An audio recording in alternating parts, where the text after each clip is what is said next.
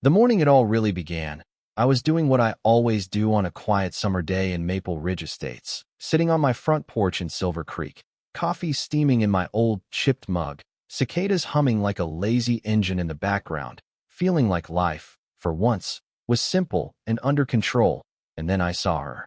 Brenda Whitfield, our self-appointed queen of the Maple Ridge Owners Association, MROA, came marching down my driveway like she was leading an invasion, clipboard clutched in one manicured hand, jaw clenched so tight it looked like it hurt just to be in her skin, eyes blazing with that familiar mix of entitlement and outrage that made everybody in the neighborhood suddenly remember they had to be somewhere else. "Mr. Ethan Cole," she snapped, not even pretending to say hello, waving a paper inches from my face. "You've been fined $300 for violating community standards. Your lawn is 2 inches over regulation height." I remember blinking at her, setting my coffee down, trying not to laugh, because it was July, the heat was ruthless, the grass was doing what grass does, it grows, and apparently that alone was enough to trigger a full-scale HOA incident in Brenda's world. 2 inches, I said, tilting my head. "Brenda, it's summer. The sun works, the ground works. This is just nature doing its job." Her mouth twisted like I'd insulted her ancestors. "Rules are rules," she hissed, shaking the notice like it was scripture. "You have 10 days to pay this fine or further action will be taken." I could feel anger rising, that hot coil in my chest, but I'd been raised by a man who believed in looking a bully in the eye, not bowing to them, so I smiled instead. "I'm not paying a dime, Brenda. This is my land. I'll cut my lawn when it needs cutting, not when you get bored and need a new victim." I turned and walked back into my house, leaving her stranded on my porch like a general who'd just lost her first skirmish, and in that moment I understood something. This wasn't about grass, it was about control, and Brenda was used to everyone around here folding.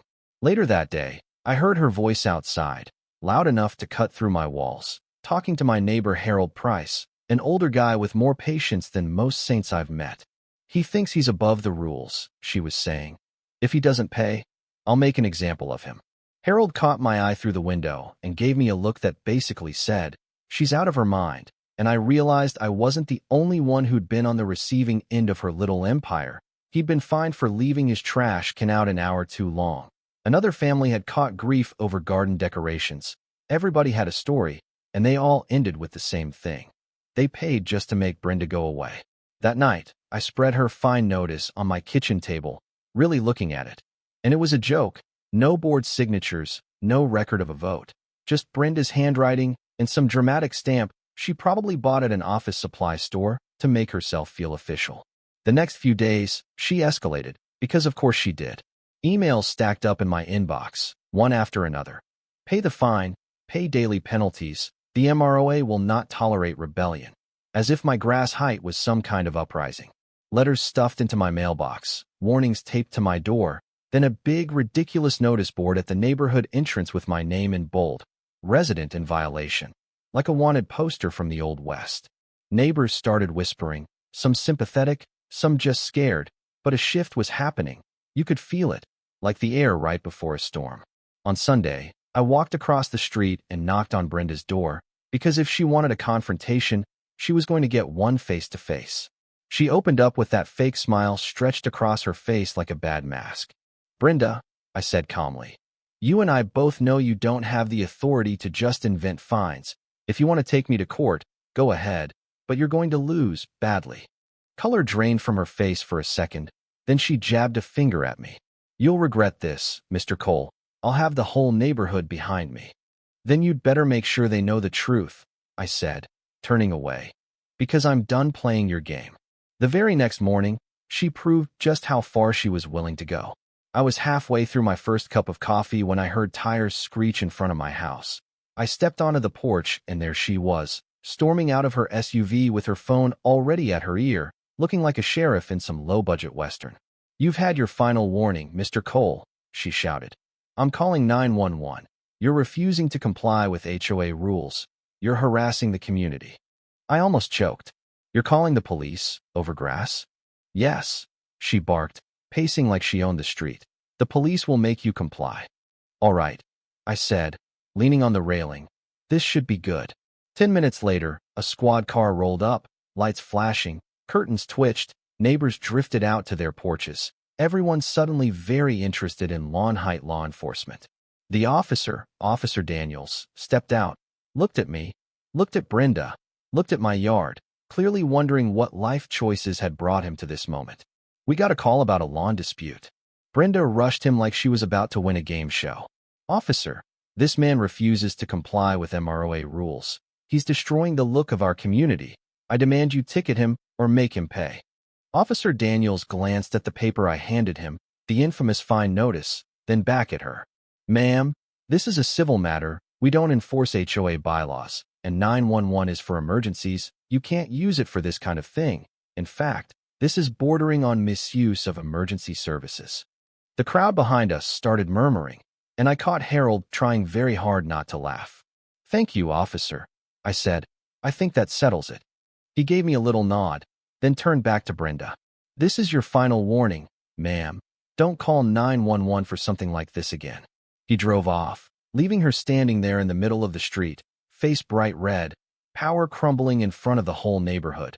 And that was the moment I realized she'd crossed a line even she couldn't walk back from. What I didn't know yet was that the line she'd crossed would lead straight to the foreclosure notice on her own front door.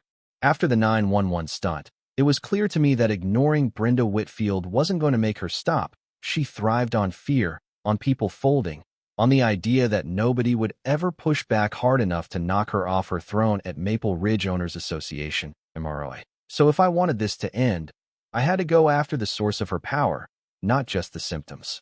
That meant paperwork. Most people don't realize HOAs are required to keep financial records and meeting minutes, and a lot of that has to be filed where the county can see it. So I took a trip down to the county clerk's office, asked for everything they had on MROA, and the clerk slid a fat stack of documents across the counter with a knowing look.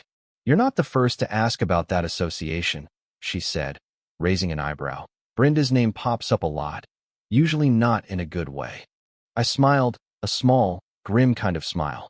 That doesn't surprise me. That night my kitchen table turned into an evidence board. Pages spread out everywhere, line after line of HOA expenses, dues, random fees, written in vague language. And the more I read, the more my anger turned from a slow burn to something sharp and focused. There was a landscaping improvement fee for $2,000 paid to a company that, after a quick search, turned out to be owned by Brenda's cousin.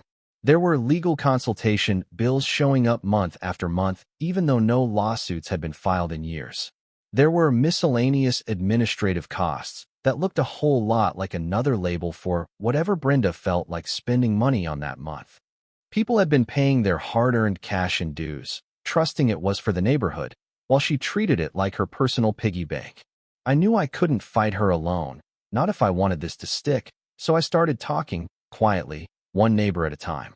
Harold Price came over first, glasses low on his nose, flipping through the pages with growing disbelief.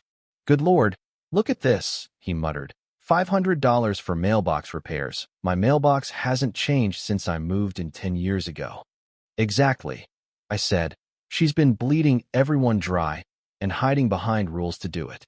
Then it was the Lopez family, who showed me a letter where she'd threatened to fine them for having improper curtain colors, and another couple who'd been charged a late fee even though they'd paid on time, only to be told records were lost when they asked questions. By the end of the week, I had a folder filled with copies of letters, stories, and receipts, 6 families at least willing to say, yeah, this happened to me too. The turning point wasn't just the money, though, it was the emails. Tucked into the official meeting minutes, someone had accidentally left attached a chain of private board communications, and in those, Brenda bragged about keeping residents in line, joked about raising fines to make up for last month's shopping trip, and openly mocked people for questioning her. Reading her own words, the arrogance, the casual cruelty, it flipped a switch in me.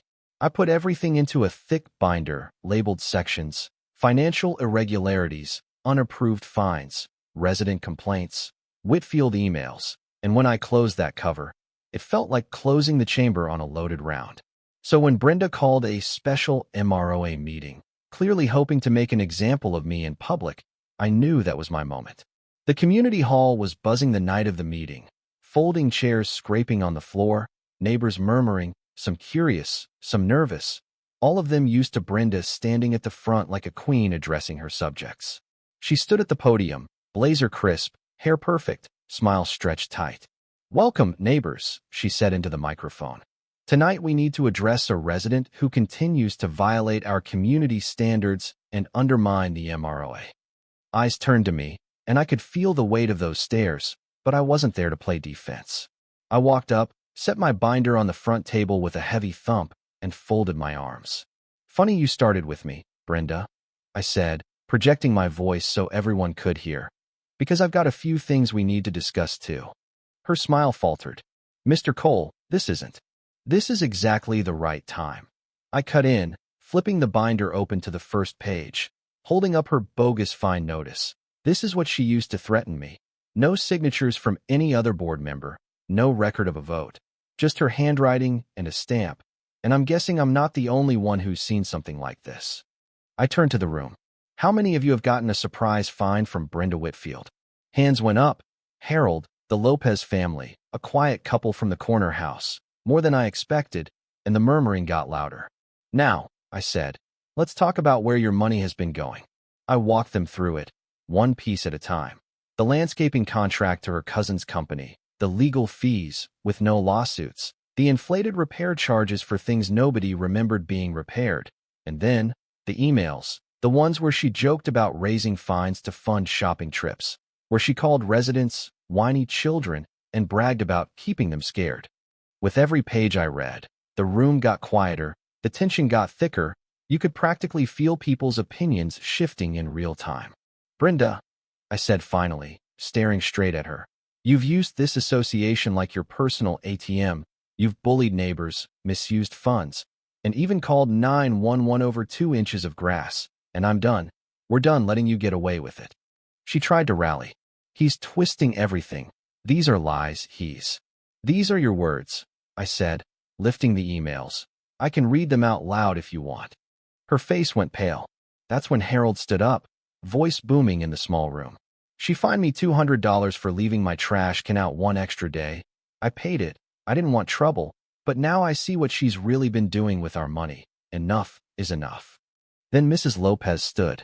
"She charged us $300 for a Halloween decoration, said it ruined community aesthetics. We paid because we were scared of more fines." Story after story came out, like a dam breaking, and Brenda's power, which had always been built on silence and fear, cracked right there in front of everybody. "We need a vote," Mrs. Lopez said firmly. "She's not fit to run this HOA."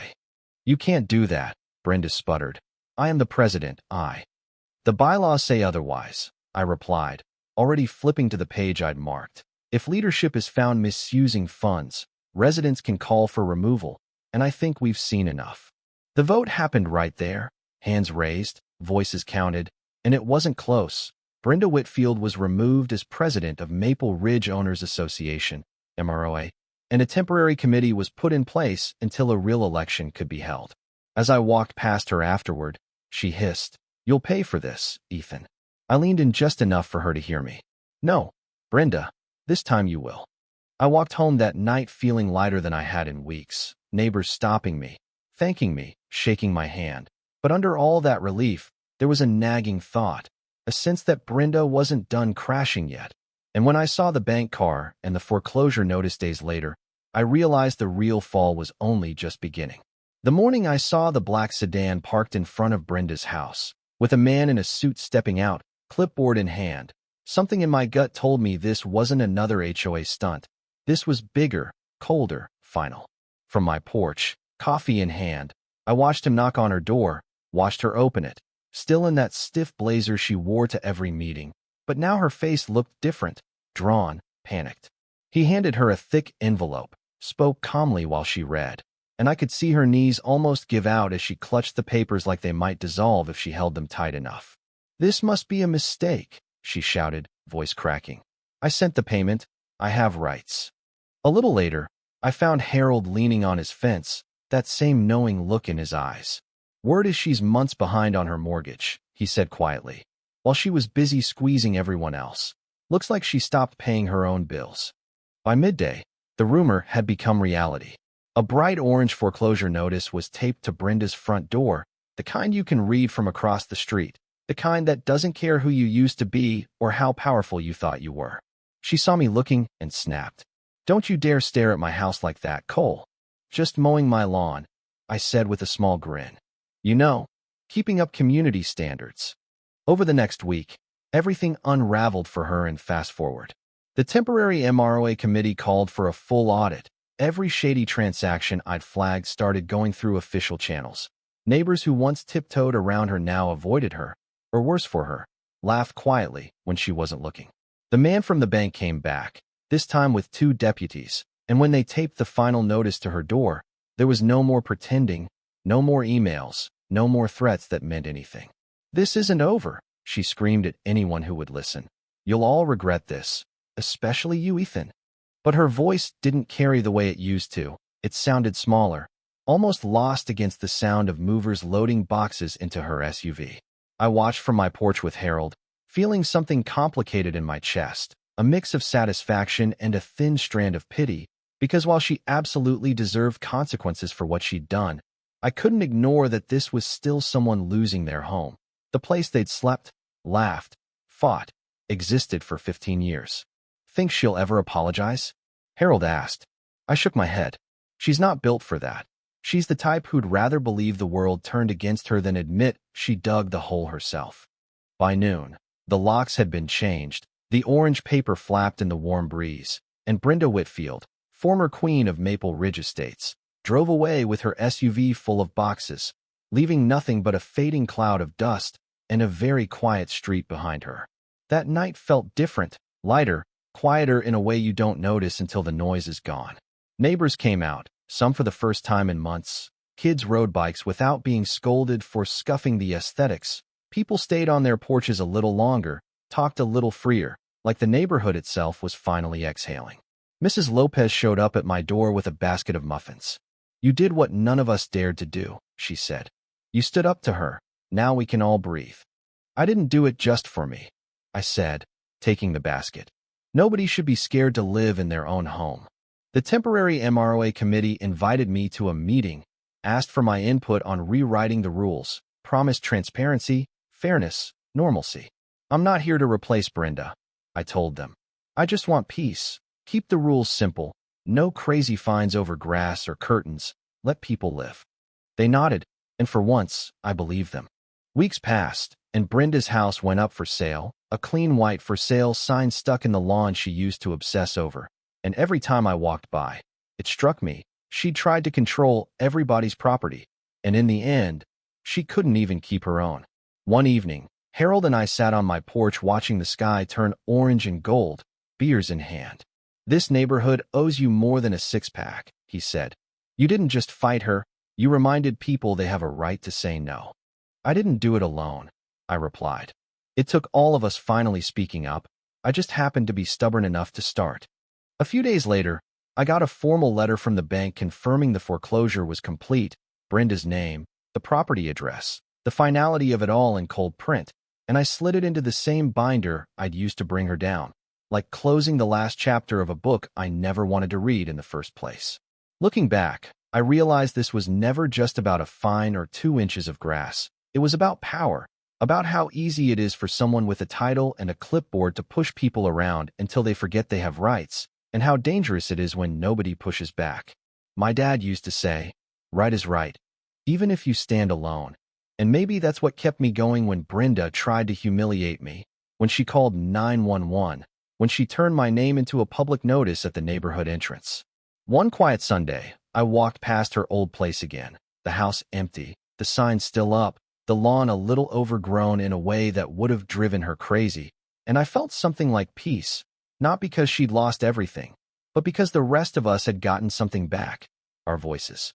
I went home, sat on my porch, watched the light fade over the yards and roofs of Maple Ridge Estates, listened to kids laughing, dogs barking, people talking without fear of a clipboard showing up, and I thought about anyone out there dealing with their own version of Brenda Whitfield, hiding behind rules and titles.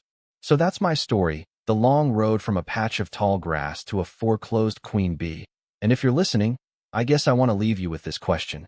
When someone abuses power, Whether it's an HOA president, a boss, or anyone hiding behind the rules, what do we owe each other as neighbors, as human beings? Do we stay quiet to keep the peace? Or do we risk the storm to stand up and say, enough is enough?